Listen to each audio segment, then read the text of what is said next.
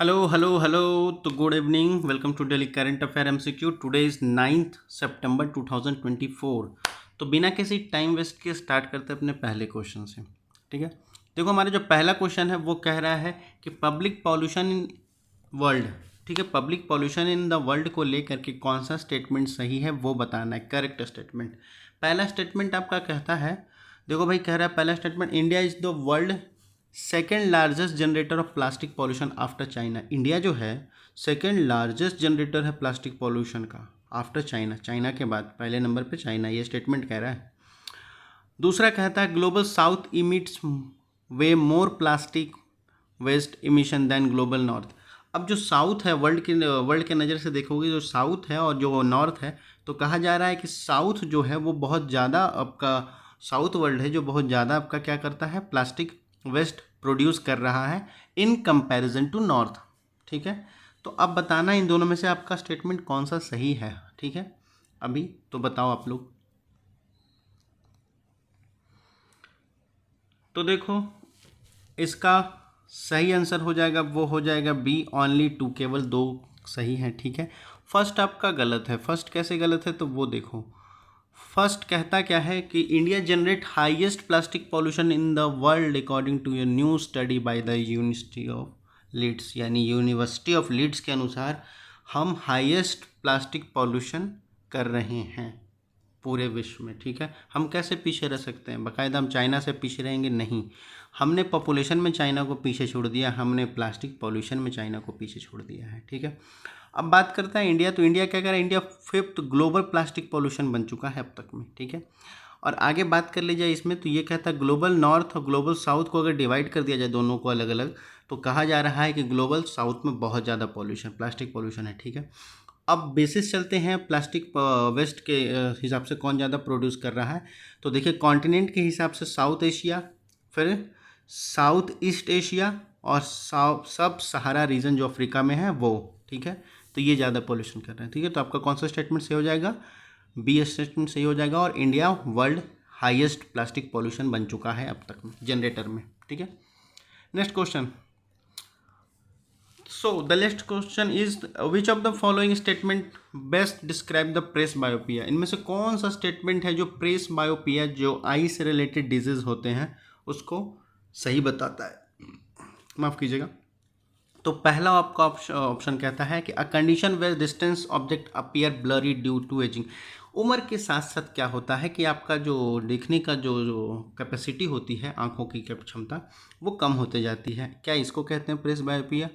B option आपका कहता है कि eye condition causing a gradual loss of the eye ability to focus on the near object. ठीक है, आंखों की जो कंडीशन होती है वो धीरे धीरे क्या होती है, ग्रेजुअली लॉस होते जाती है, जिससे आप क्या होते हैं कि आंखों के द्वारा फोकस नहीं कर पाते किसी भी ऑब्जेक्ट को देखने में। ठीक है, ये बी ऑप्शन है। सी ऑप्शन आपका कहता है कि an eye disease causing night blindness in older adult.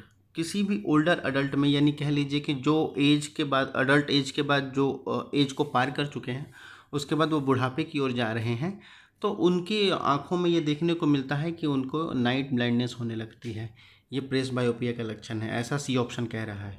D option कहता है कि a condition that primarily affect the peripheral vision. एक कंडीशन जिसमें क्या होता है कि पेरीफेरल विजन को इफेक्ट कर देता है, उसको कहते हैं क्या, प्रेस बायोपिया। तो इसमें से कौन सा स्टेटमेंट सही है आपको बताना है, तो बताओ आप लोग।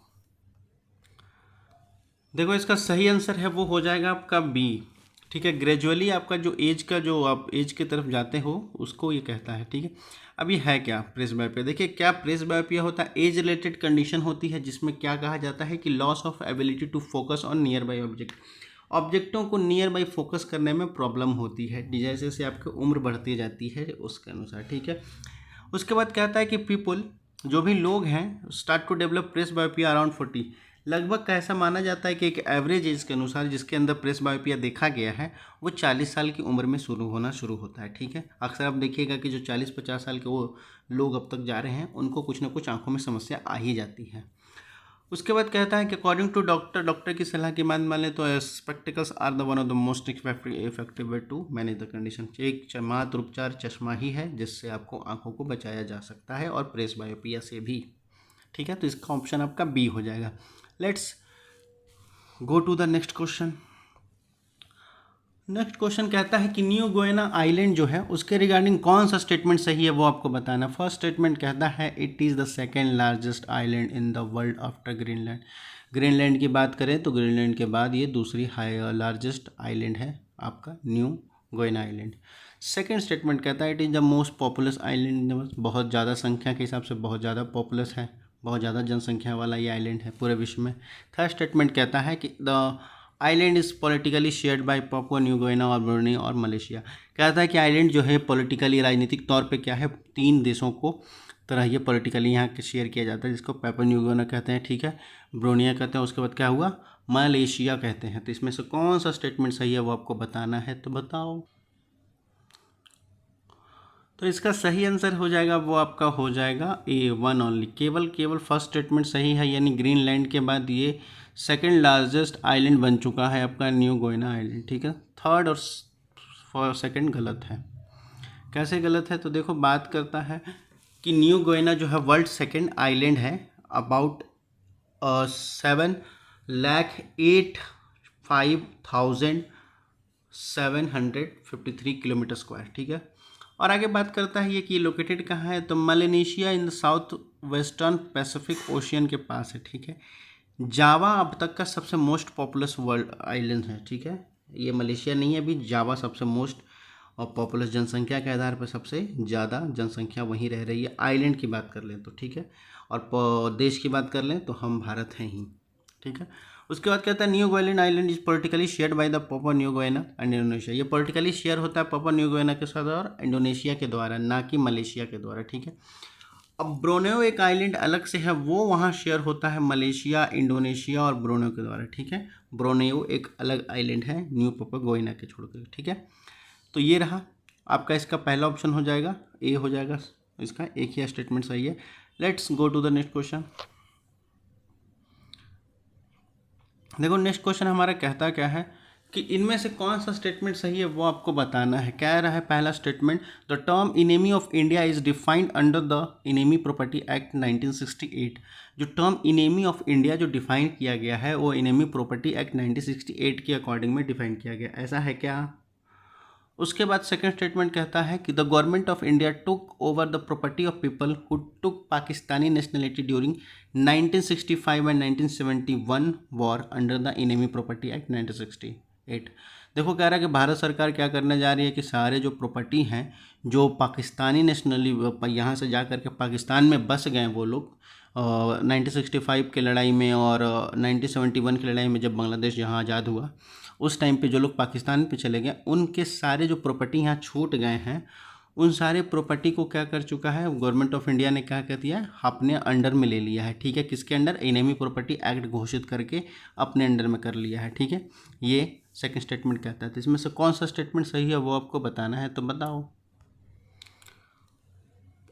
देखो इसका सही आंसर क्या होगा, कोई नहीं होगा। फर्स्ट भी गलत है, सेकंड भी गलत है, इसी का सही आंसर डी हो जाएगा आपका, दोनों में से कोई नहीं होगा। अब है क्या ये, तो देखो बात करता है कि defence of India act 1962 define करता है ये, ठीक है, इनेमी एक्ट को लेकर के, ठीक है, इनेमी प्रॉपर्टी को लेकर के 1968 नहीं 1962 डिफाइन करता है, ठीक है।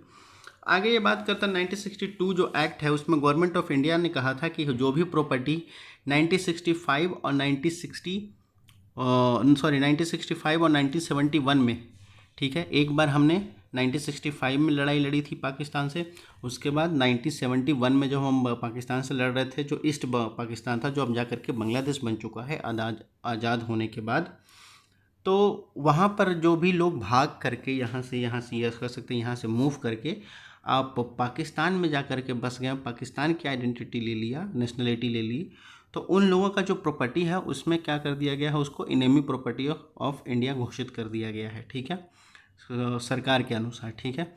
इनेमी प्रॉपर्टी एक्ट 1960 जो 8 है उसमें ये बात करता है, ये 1962 में घोषित किया गया था, आपको पता होना चाहिए। डिफेंस ऑफ इंडिया एक्ट 1962 में इनेमी प्रॉपर्टी घोषित किया गया था। 1968 में क्या हुआ था वो बात करता है आपका कि प्रॉपर्टी, इनेमी प्रॉपर्टी के कस्टोडियन जो है enemy property of for India हो जाएगा, ठीक है। इनेमी प्रॉपर्टी के कस्टोडियन को इनेमी प्रॉपर्टी ऑफ इंडिया बना दिया गया, ठीक है। तो इसका सही आंसर डी हो जाएगा, नाइदर 1 नाइदर 2, ठीक है। तो ये रहा आज तक का टोटल क्वेश्चन, ठीक है। आपको जितना सही हुआ होगा आप कमेंट्स में स्कोर बता सकते हैं, और आपको कोई क्वेरी हो तो वो भी आप कमेंट में पूछ सकते हैं। बाकी इसका अगर पीडीएफ चाहिए तो टेलीग्राम के लिंक पे जाइए, वहाँ आपको इसका पीडीएफ मिल जाएगा। बाकी पढ़ते लिखते रहिए। धन्यवाद। Thank you all. नमस्कार।